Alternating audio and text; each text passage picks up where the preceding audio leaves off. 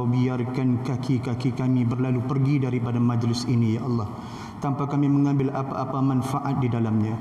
Ya Allah, ya Tuhan kami, kepadamu lah ya Allah kami bertawakal, dan kepadamu.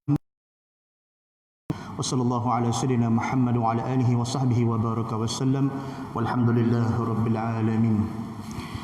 Fa inna asdaqal hadits kitab Allah wa khairul huda sallallahu alaihi wasallam, wa syarrul umur muhdatsatuha wa kullu muhdatsatin bid'ah.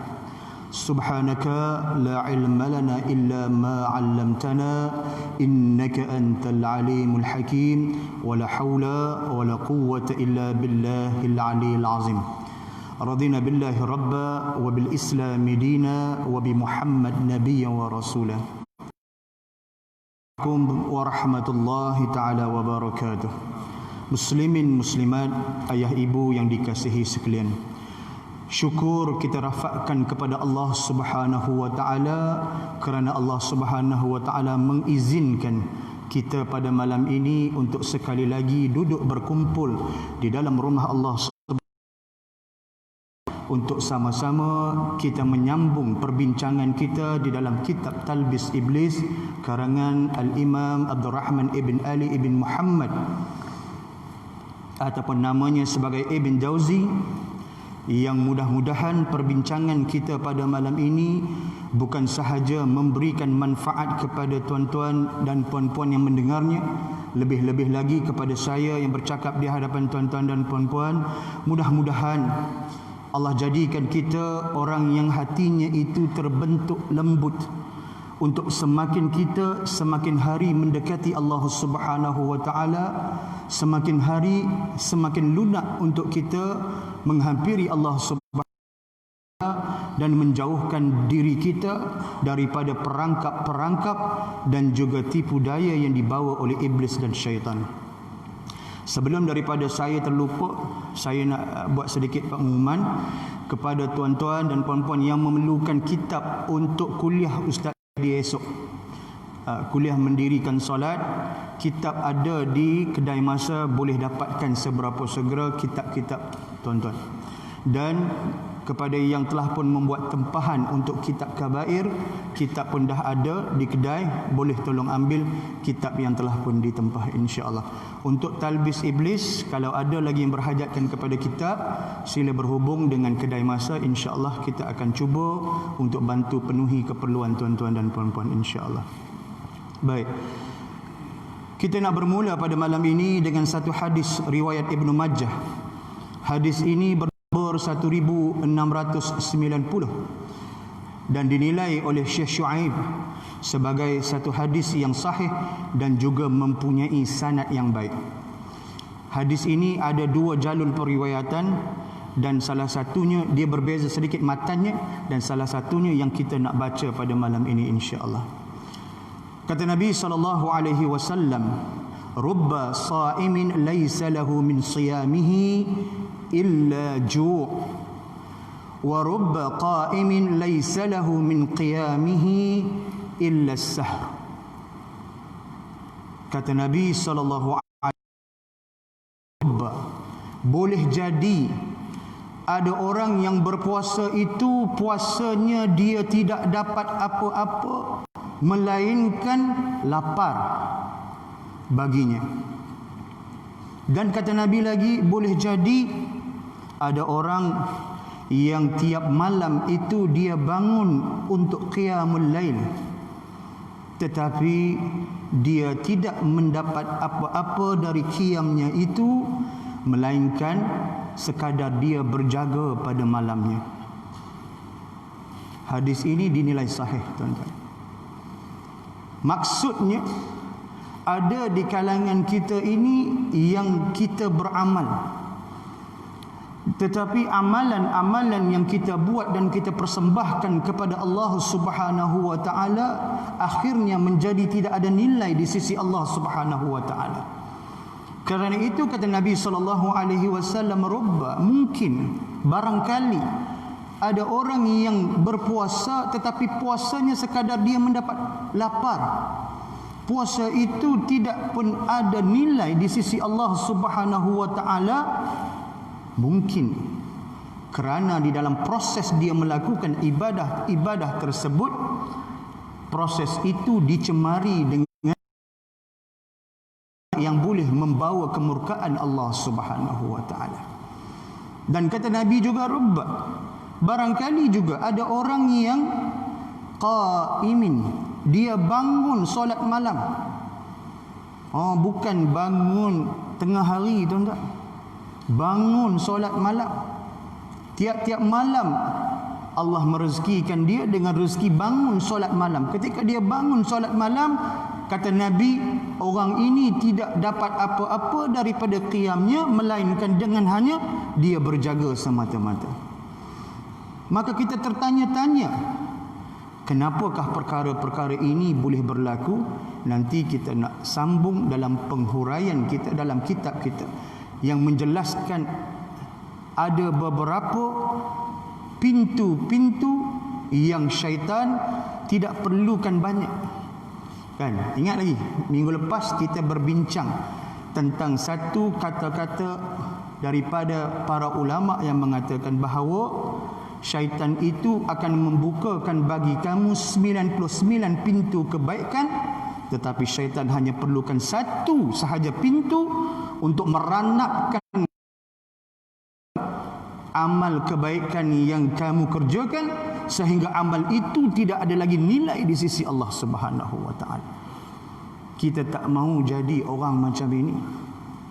Sebab kita tak mahu dalam keadaan kita sangka Allah Subhanahu wa taala sayang kita, kita ini berpuasa selang sehari, ataupun ada orang puasa hari-hari. Adalah ada orang puasa hari-hari.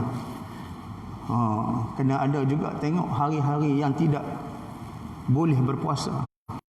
Sebab Nabi kata, aku puasa dan aku ada hari yang aku tidak berpuasa. Dan kita yang bangun semayang malam pada setiap malam, bangun untuk bertemu dengan Allah Subhanahu wa taala, meninggalkan berjumpa dengan Allah. Kata Allah, sebab bagaimana orang yang berjumpa dengan Allah dengan takut dan juga penuh dengan pengharapan. Itu yang diceritakan oleh Allah dalam surah Sajadah yang kita baca tiap hari Jumaat. Tatajafa junubuhum 'anil madaji'i yad'una rabbahum khaufan wa tama'a. Mereka meninggalkan pembaringan mereka untuk dia bertemu dengan Tuhan dia. Ketika itu dia datang dengan rasa takut dan juga penuh pengharapan. Tapi Nabi kata, orang ini tak dapat apa-apa. Tak dapat apa-apa, melainkan dia hanya berjaga malamnya sahaja.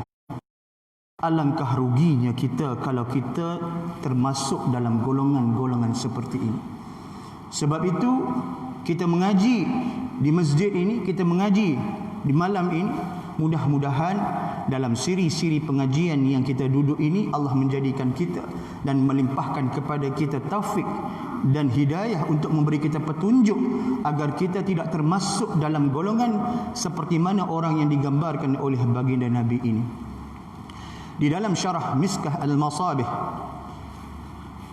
dihuraikan bahawa seseorang itu menjadi sia-sia amalan qiyamnya, pertama kerana terluput akan dua perkara. Satu, bila mana dalam ibadah qiyam itu hilang akan keikhlasan dia nak beribadah kepada Allah Subhanahu wa taala. Jadi sia-sia bangun 2/3 malam, 1/2 malam bangun. Nak sia-sia oleh kerana dihuraikan oleh para ulama, kerana satu, orang ini tak ada ikhlas dalam diri dia. Nanti kita akan tengok kenapa dikatakan tidak ada ikhlas dalam diri dia. Dan yang kedua, kerana hilangnya khusyuk dalam melakukan ibadah tersebut. Tuan-tuan boleh rujuk dalam jilid yang ke-6 pada muka surat 1053. Dan yang menjadikan dia hilang akan keikhlasan itu dan menjadikan qiyamnya itu sia-sia adalah kerana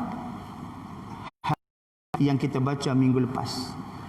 Saya tinggalkan tuan-tuan dalam kuliah minggu lepas satu hadis Nabi SAW sebut, satu benda yang aku sangat takut tertimpa kepada kamu umat aku akhir zaman, kamu melakukan kecil.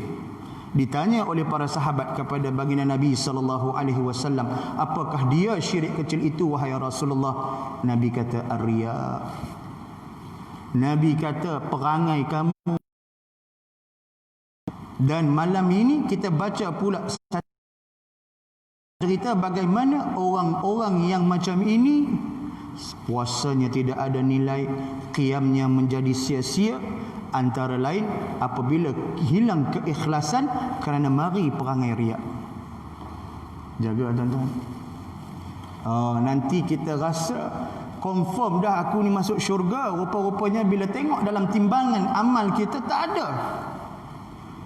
Kita bertanya, ya Allah, bagaimana dulu aku hidup dekat dunia, dulu aku ni mari masjid hari-hari, sedekah aku tak tinggal, buat baik tak tinggal, macam-macam ibadah yang aku buat, puasa lagi, bangun semayang malam. Tapi rupa-rupanya amalan-amalan itu tidak ada nilai di sisi Allah Subhanahu wa taala, kerana tadi tercabutnya salah satunya adalah kerana tidak ada ikhlas yang telah pun membawa kepada riak dalam kita beribadah. Baik, insya-Allah kita akan sambung pada malam ini dalam kitab kita. Tuan-tuan yang ada kitab, kita sila rujuk pada muka surat 48. Kita nak baca balik dalam kitab kita.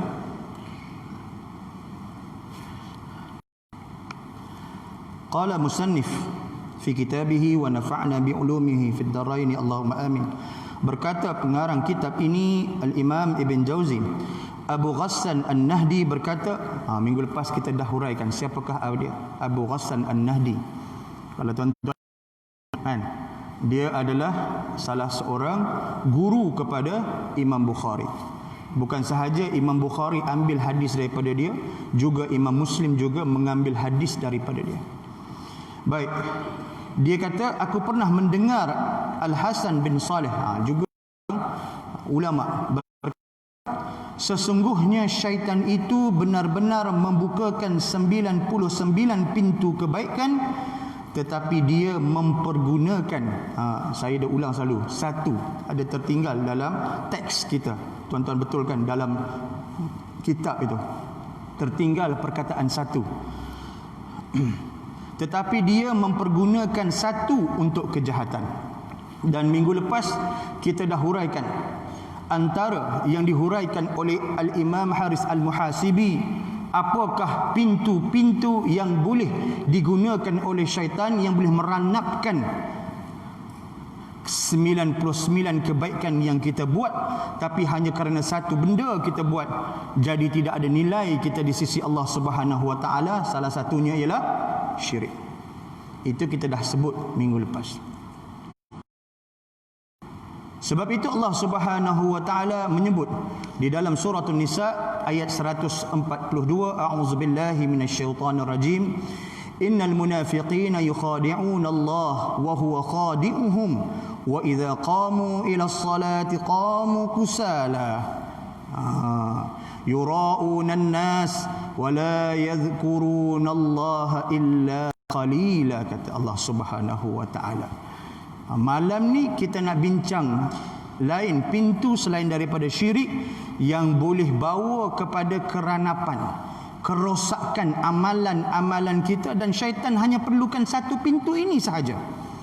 Di sebalik amalan-amalan kebaikan yang penuh kita buat, tapi oleh kerana mari satu benda ini, dia boleh rosakkan seluruh amalan-amalan kita.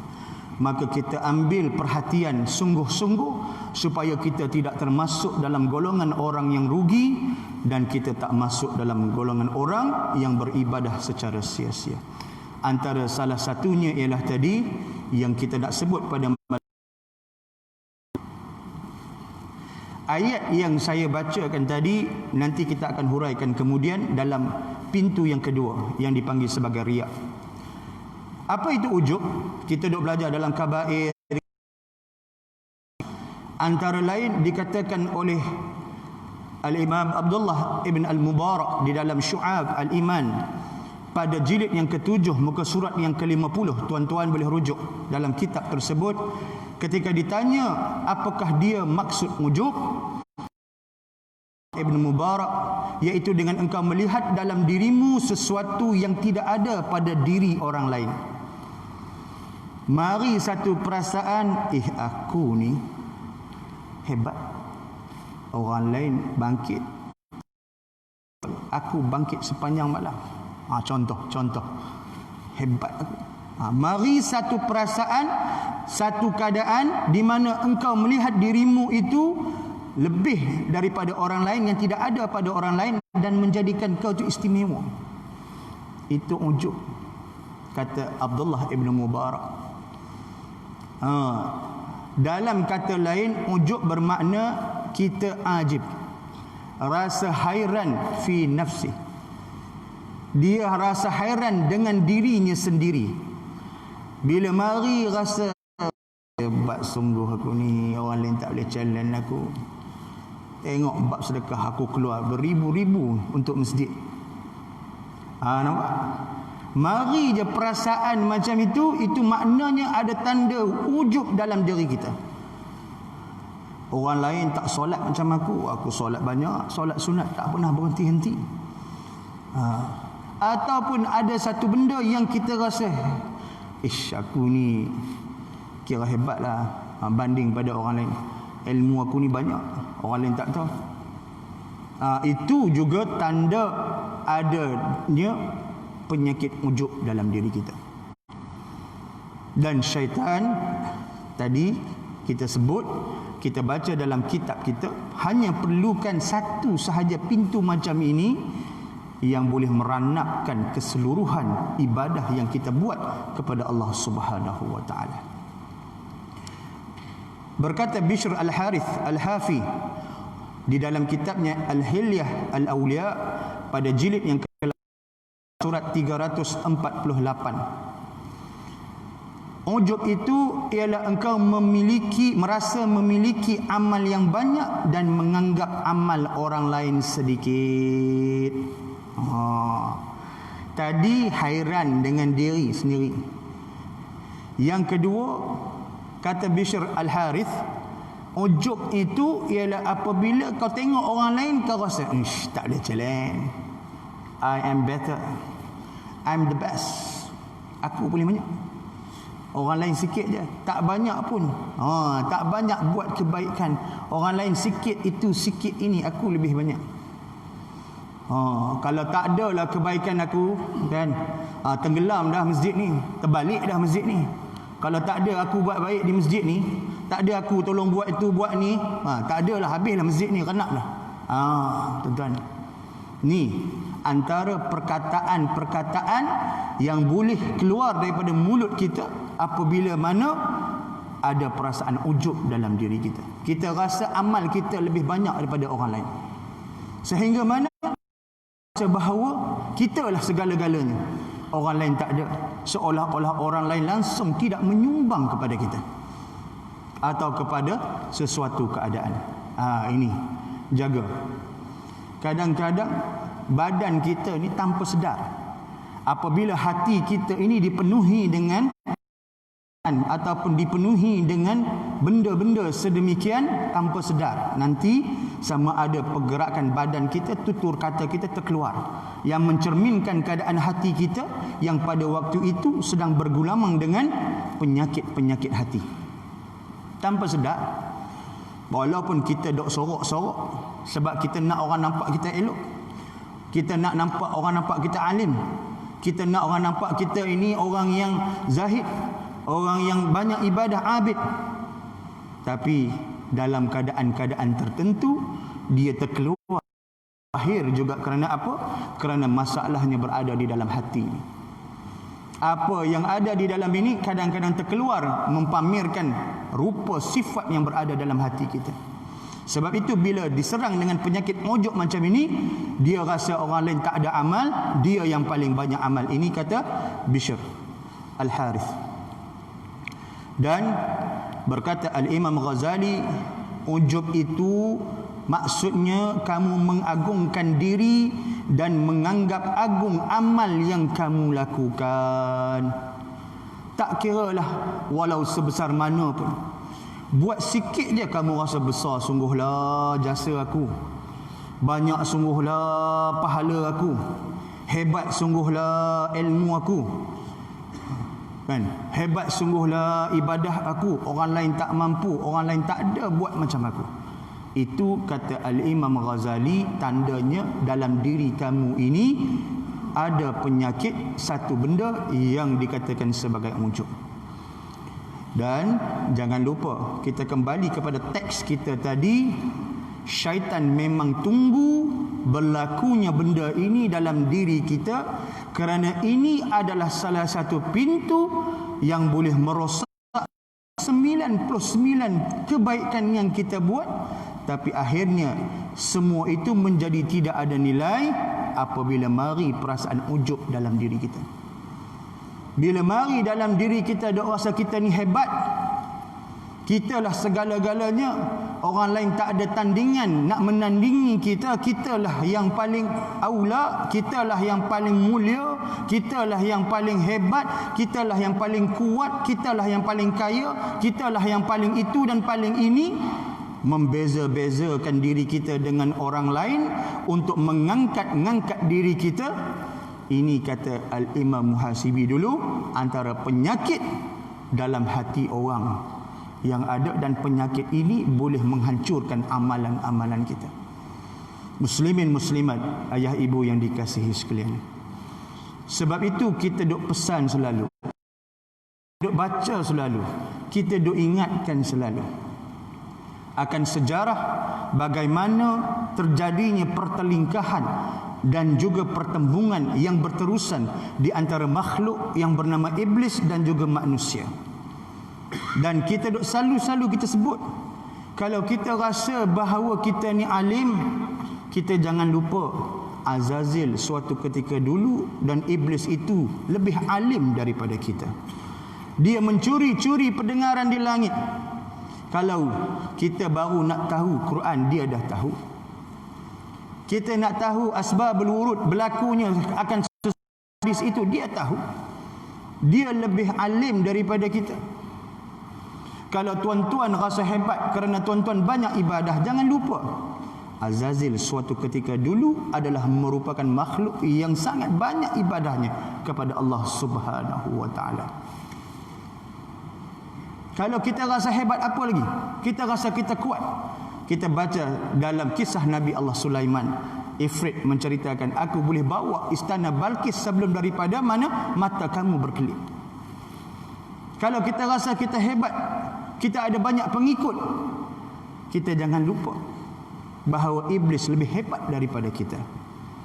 Tetapi apakah yang memisahkan iblis, yang menjadikan dia terperosok dalam laknat Allah Subhanahu wa taala, ialah kerana satu baris perkataan yang ketika mana Allah tanya kepada iblis, dia jawab apa? Ana khairum minhu. Orang yang tak ada ujub, dia tak jawab macam itu. Allah tanya, pasal apa iblis kamu tak mau bersembah Adam ini seperti mana aku perintahkan kepada engkau? Satu saja dia jawab. Bukan dia tak tahu, bukan dia bukan dia tak banyak ibadah, tapi dia jawab depan Allah Subhanahu wa taala. Dia bagi tahu tentang diri dia yang dia rasa apa, tuan-tuan? Dia rasa hebat. Sebab itu Allah ceritakan, dia hujah dengan Allah Subhanahu wa taala, kau jadikan dia daripada tanah dan kau jadikan aku daripada api. Itu lambang cerita bagaimana orang yang disergapi dengan penyakit ujub macam ini, dia boleh bercakap macam tu. Sebab apa tadi? Sebab dia rasa dia hebat. Sebab itu Al-Bishr kata tadi, bila dia rasa dibanding-bandingkan dengan orang lain, dia yang paling hebat. Sebab itu tergamak dia keluar di hadapan Allah Subhanahu wa taala perkataan macam itu, meranapkan ibadah-ibadah terdahulu yang dia buat kepada Allah Subhanahu wa taala. Walaupun kita kata memanglah semua itu berada dalam suratan Allah Subhanahu wa taala, betul. Tetapi peristiwa itu nak menggambarkan kepada makhluk yang ilmunya lebih jauh hebat pada kita. Ada ibadahnya yang lebih hebat daripada kita. Ada makhluk yang Allah ciptakan yang dia boleh buat macam itu. Tapi oleh kerana dalam diri makhluk itu ada satu benda yang tak beres, tertolak segala apa yang dia buat, sehingga mana Allah kata, keluarlah kamu dan kamu dilaknat oleh Allah Subhanahu wa taala. Sebab itu dendam ini iblis nak buat benda yang sama kepada kita. Dan kalaulah kita masih terpedaya dengan sebab musabab yang sama, iblis itu terpelanting daripada rahmat Allah sehingga menjadi makhluk yang dilaknat oleh Allah, maka kenapa kita tidak boleh dilaknat oleh Allah Subhanahu wa taala kalau kita pinjam perangai yang sama yang ada pada iblis? Apa sebab Allah tak boleh laknat kita?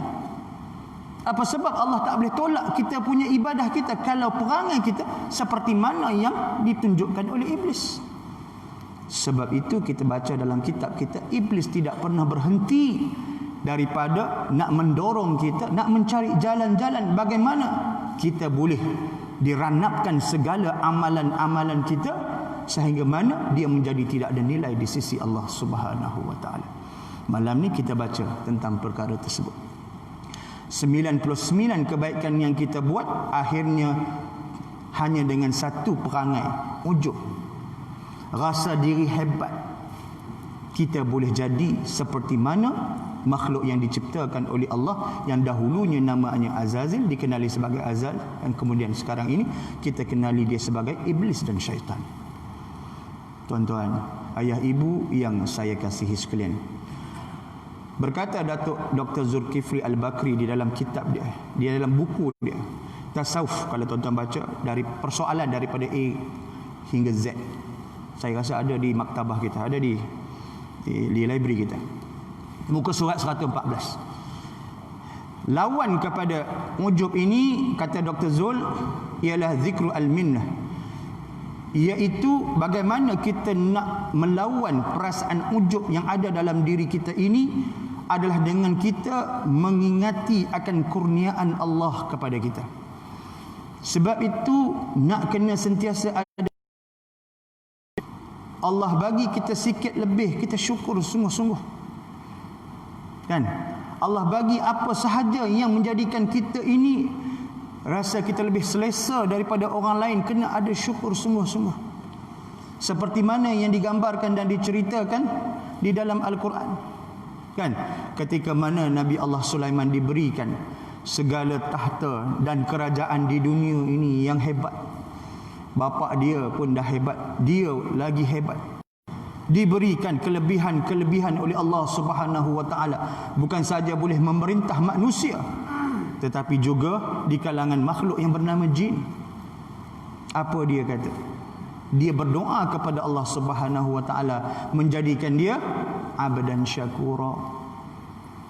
Sebab bila kita tak ingat kurnia Allah Subhanahu wa taala ini, yang ada pada kita ini bukan hak kita, tapi yang Allah bagi kepada kita, waktu itulah akan datang perasaan bahawa aku ni hebat. Tapi bila kita ingat bahawa yang Allah bagi itu adalah kurniaan, maka kita akan mengekalkan diri dalam apa? Dalam pandangan bahawa aku ni tak ada apa-apa. Tak ada apa-apa. Apa yang Allah bagi ini semua pinjaman untuk aku. Aku tak ada apa-apa. Aku tidak memiliki apa-apa. Melainkan segala itu datangnya daripada Allah Subhanahu wa taala. Itu. Sebab itu kata Dr. Zul, yang cara kita nak mengawal diri kita daripada terjebak dalam urusan ujub ini ialah dengan kita mengingati akan kurniaan Allah Subhanahu wa taala kepada kita. Ingat, aku bangkit semayang malam ini kerana Allah pilih aku.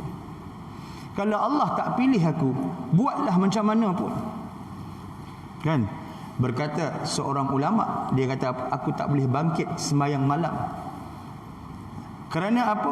Kerana satu hari dia rasa diri dia lebih baik daripada orang lain. Berpuluh-puluh hari dia tak boleh bangkit semayang malam, tak boleh bangkit qiyam. Yang dulunya benda tu beres untuk dia, tak ada apa masalah. Tidaklah pukul berapa pun, dia akan tetap bangkit. Tapi bila mana hati dia tercetus satu hari, dia melihat bahawa amalan dia lebih baik daripada orang lain, Allah tunjukkan kepada dia, bagaimana apa yang aku bagi kepada kamu ini adalah kurniaan aku yang kamu kena syukur. Kita bagi laluan azan isyak.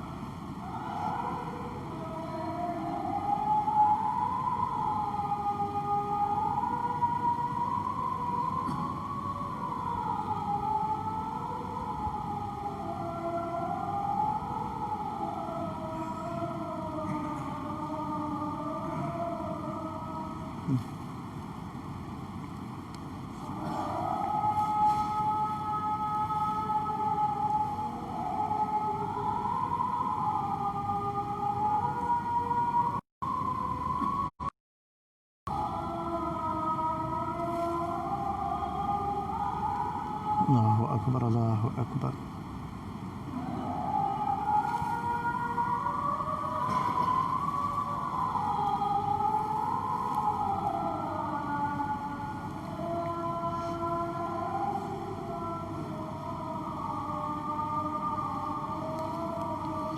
نحن الله محمد رسول الله اللهم رب هذه الدعوة والصلاة والسلام بالشرف والدرجة العالية رافعه وبعثكم مقام محمود الذي.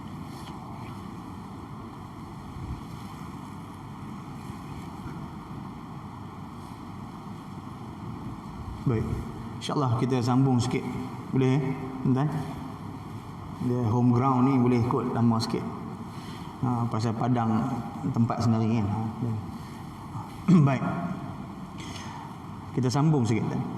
Kata Dato' Dr. Zulkifli tadi, kalau kita nak hilangkan perasaan ujub dalam diri kita, sentiasalah kita kena ingat bahawa segala apa yang diberikan oleh Allah Subhanahu wa taala kita dalam bentuk kemampuan kita melaksanakan ibadah-ibadah kepada Allah Subhanahu wa taala, semua itu adalah kurnia Allah Subhanahu wa taala.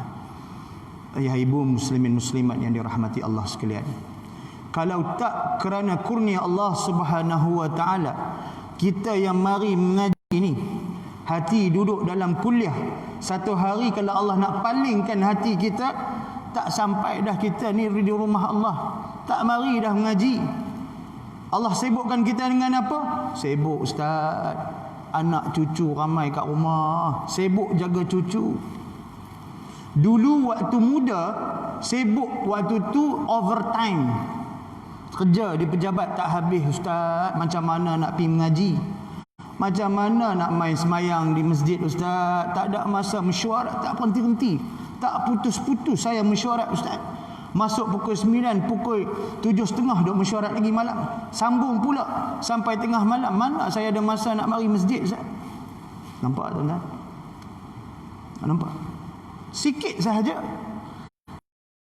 mengaji di masjid, tuan-tuan mari duduk berjemaah di masjid ni, kalau Allah tak pilih tuan-tuan, tak sampai. Sebab itu kena banyak bersyukur pada Allah Subhanahu wa taala. Syukur Allah lapangkan aku. Ada masa antara nikmat yang kita banyak tak dapat kita tengok dan hargai ialah masa. Sebab itu sebelum mari masa sibuk kita, Allah bagi kita masa lapang. Isilah masa lapang ini dengan kita ingat kepada Allah. Jangan kita rasa aku mari masjid ni confirm aku ni hebat dah, elok, orang mulia, ahli syurga. Tak sampai kaki kita ke masjid kalau Allah tak sampaikan kita. Tak mampu kita nak bangun semayang malam kalau Allah tak mampu, kalau Allah tak gerakkan kita untuk bagi kita kemampuan. Sebab itu kata Dr. Zul tadi, ialah dengan kita mengingati akan kurniaan Allah ini, boleh hilangkan rasa ta'ajab, rasa ujub dalam diri kita. Ingatlah, yang kamu buat itu bukan kerana kemampuan kamu, tapi kamu buat itu kerana Allah izinkan benda itu berlaku untuk kamu. Sebab itu dalam keadaan Allah pilih kita, Allah jadikan kita orang dia yang Allah anggap sebagai tetamu-tetamu Allah. Kita mari rumah Allah ni, kita adalah tetamu Allah. Dan Allah sebut mereka-mereka yang memakmurkan rumah-rumah aku ialah di kalangan mereka yang beriman. Allah welcome kita itu. Kita kena syukur ayah dan ibu. Kita kena syukur. Sebab besok Allah tak mau kita, Allah tak suka kita, Allah sibukkan kita dengan benda-benda lain. Macam tadi, sibuk sungguh kita dengan banyak, ada saja urusan, ada saja perkara-perkara yang menjadi halangan, ada sahaja. Sebab apa? Antara lain kita nak kena faham dan kita nak kena ingat, itu mungkin signal daripada Allah Subhanahu wa taala yang jauhkan kita daripada Allah Subhanahu wa taala. Jangan rasa hebat. Oh, aku sibuk ni pasal harta aku bertambah. Bisnes aku banyak, duit aku banyak. Memang Allah bagi dalam bentuk nikmat macam itu. Tapi dia boleh jadi apa? Kita selalu diingatkan, dia boleh menjadi istidraj. Dia boleh menjadi cara Allah Subhanahu wa taala jauhkan kita tanpa kita sedar. Sebab tu kita tak sedar. Kita tak sedar. Rupa-rupanya satu hari baru kita tersedar, Allah, lamanya aku tak mari masjid, lamanya aku tak duduk dalam kuliah. Sebab apa? Sebab waktu kita duduk dulu, kita datang dulu, kita anggap bahawa aku buat ni kerana aku ni hebat. Sebab itu Dr. Zul kata tadi, kalau kita nak menghilangkan perasaan ujub seperti ini, maka kita ingatlah bahawa kurniaan Allah Subhanahu wa taala ini adalah merupakan pemberian Allah kepada kita. Kena syukur banyak-banyak. Syukur banyak-banyak. Kita dapat suami yang baik yang bagi kita mari masjid, syukur. Kita dapat isteri yang baik, isteri yang ajak kita mari masjid, syukur.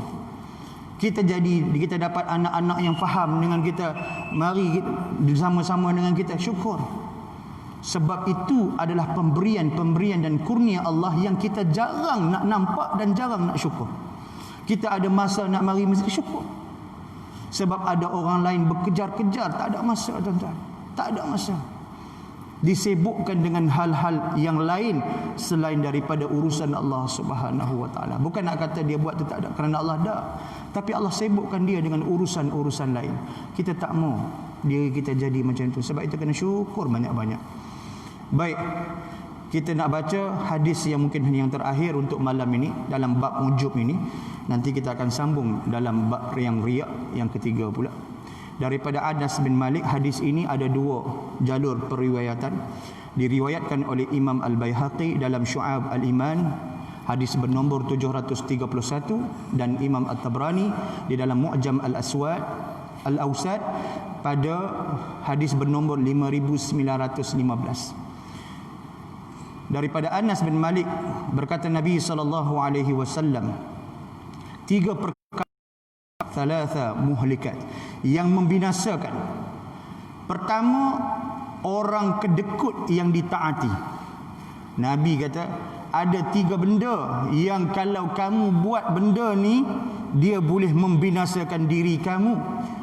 Binasa tu bukan mari penyakit, tak, penyakit di hati. Pertamanya, bila kamu taat kepada orang yang kedekut. Dah tahu dah kan, tuan tanah Kedaung tu tangkai jering. Kita pun taat sungguh-sungguh jaga kereta dia. Nanti kamu jadi macam tu lah. Yang kedua, kata Nabi, hawa nafsu yang diikuti oleh seseorang itu dengan merasa kagum. Hawa nafsu yang diikuti oleh seseorang itu dengan dia merasa kagum pada dirinya. Itu yang kedua. Di mana apabila mari orang ini yang kagum dengan diri dia, ini adalah salah satu daripada tindakan daripada hawa nafsu. Yang kedua tadi itu yang mengikut hawa nafsu, dan yang ketiga tadi ialah orang pada dirinya. 3 benda. 1, kamu taat pada orang yang kedekut. Yang kedua, ikut hawa nafsu. Yang ketiga, kagum dengan perbuatan dirinya sendiri, kata Nabi SAW. Ini 3 perkara yang membinasakan. Dan Imam Al-Ghazali membahagikan ujub ini kepada 3 golongan. Secara amnya, kata Al-Imam Ghazali, ada 3 jenis manusia yang bila mana dia berhadapan dengan ujub ini, kita boleh klasifikasikan dia sebagai 3 golongan. Yang pertama, golongan yang ujub selamanya, in a constant ujub, tak pernah putus-putus rasa dia hebat. Siapa dia tuan-tuan? Inilah golongan yang dia berfahaman Qadariyah. Dan juga satu golongan yang kita panggil sebagai Mu'tazilah. Golongan-golongan ni semua dia anggap bahawa tindakan dia adalah berpunca daripada diri dia, dan segala apa yang berlaku ke atas diri dia adalah kerana usaha dia, bukan kerana Allah Subhanahu wa taala. Ini kata Al-Imam Ghazali, golongan-golongan yang sentiasa berada dalam ujub. Sebab pemikiran dia, cara dia faham tentang hidup ini mengikut aliran pemikiran yang menolak akan campur tangan Allah Subhanahu wa taala. Seolah-olah makhluk ini berkuasa segala-galanya, tak ada langsung peranan Allah Subhanahu wa taala. Ini kata Al-Imam Ghazali, orang yang pertama yang sentiasa ujub. Yang kedua, golongan yang berlawanan dengan golongan tadi ialah golongan yang mengingati adanya kurniaan Allah dan segala tindakan mereka dianggap sebagai kurniaan Allah. Ini yang kita nak masuk, mudah-mudahan kita masuk dalam golongan ni. Apa pun kita buat, kita rasa hadza min fadli rabbi, Ini adalah pemberian Tuhanku. Kena ada rasa macam tu. Apa pun kita buat. Kalau Allah tak pilih aku tak jadi macam ni. Kalau Allah tak pilih aku tak jadi seperti mana aku hari ni. Kena ada. Sebab itu bila orang kata bagus sungguhlah Pak Haji sekarang ni nampak selalu pergi masjid tu. Hadza min fadli rabbi, kita kata. Ini semua adalah pemberian Tuhan aku. Kalau tak aku tak mampu nak sampai. Itu. Jangan kita jawablah memang. Tengoklah tahun lepas aku dah pergi haji. Takkan tak pergi masjid. Tuan-tuan, itu bahaya. Itu buka pada pintu ujub tadi. Baik, yang ketiga, golongan yang kata Al-Imam Ghazali, yang kadang dia ingat, kadang-kadang dia lupa. Kadang-kadang dia rasa ujub, kadang-kadang dia tak ada rasa ujub. Kadang-kadang main bab-bab tertentu dia rasa okey. Dia kata ni semua Tuhan bagi, kan? Tapi bila jentik sikit, bagi jolok sikit dengan dia pun rasa senang, rasa hebat, rasa selesa, dia lupa dah. Semua dia kata ni tengok ni, tanah aku ni semua. Kalau tak ada aku yang usahakan, ingat aku boleh jadi macam ni, bilioner hari ni. Ni company ni yang duduk bawah aku, harta-harta Ismet Ulam Raja di luar negara. Kalau tak ada aku yang usahakan, Ismet boleh kaya? Tak ada. Sekejap dia mari ujub, sekejap tak mari ujub. Ini pun golongan yang kita nak jauhkan diri kita daripada menjadi golongan-golongan ini. Kerana apa? Kita nak duduk di fil wasat, yang di tengah-tengah tadi. Orang yang sentiasa ingat bahawa apa yang diberikan oleh Allah Subhanahu wa taala itu adalah merupakan kurniaan Allah, dan di dalam ibadah mereka sentiasa melihat bahawa setiap ibadah yang diperbuat itu adalah merupakan dengan izin Allah Subhanahu wa taala. Mudah-mudahan perbincangan kita pada malam ini dalam bab salah satu pintu yang diperlukan oleh syaitan, 9 pintu kebaikan yang kita buat, dan dengan hanya satu pintu kejahatan yang meranapkan amal kita, menjadikan kita orang yang sentiasa berhati-hati. Saya selalu duk cakap, antara tanda orang itu bertakwa ialah apabila orang bertakwa ini, kata ulama, ialah mereka yang mempunyai sifat waspada, berhati-hati. Berhati-hati apa? Berhati-hati dalam tindakan dia, dalam perkataan dia, dalam perbuatan dia, dalam iktikad dia, berhati-hati. Jadi orang yang tak cermat, sebab tanda orang itu gopoh dan dia tak cermat, itu meninggalkan dia daripada sifat takwa. Takwa bukan sahaja makna kita takut kepada Allah Subhanahu wa taala, kerana takut kepada Allah lah kita berhati-hati, nak cakap dengan orang pun kita berhati-hati, nak buat apa perangai pun kita berhati-hati. Kerana apa? Kita ingat Allah Subhanahu wa taala. Allah tengok segala apa yang kita buat. Mudah-mudahan kita menjadi di kalangan orang-orang yang bertakwa. Aqulu qawli hadza wa astaghfirullah li wa lakum wa li sairil muslimin wal muslimat fastaghfiruhu innahu huwal ghafurur rahim. A'udzu billahi minasy syaithanir rajim. Bismillahirrahmanirrahim. Alhamdulillahirabbil alamin wassalatu wassalamu ala Rasulillah wa ala alihi wa sahbihi ajma'in. Allahumma ij'al hadza jam'an marhuma wa tafarruqana min ba'dihi tafarruqan ma'suma. Allahumma nawwir qulubana bi nuri hidayatik kama برحمتك يا أرحم الراحمين وصلى الله على سيدنا محمد وعلى آله وصحبه وبارك وسلم والحمد لله رب العالمين. Satu pengumuman terakhir, esok di masjid ini Ustaz Najib dan Ustaz Zaidi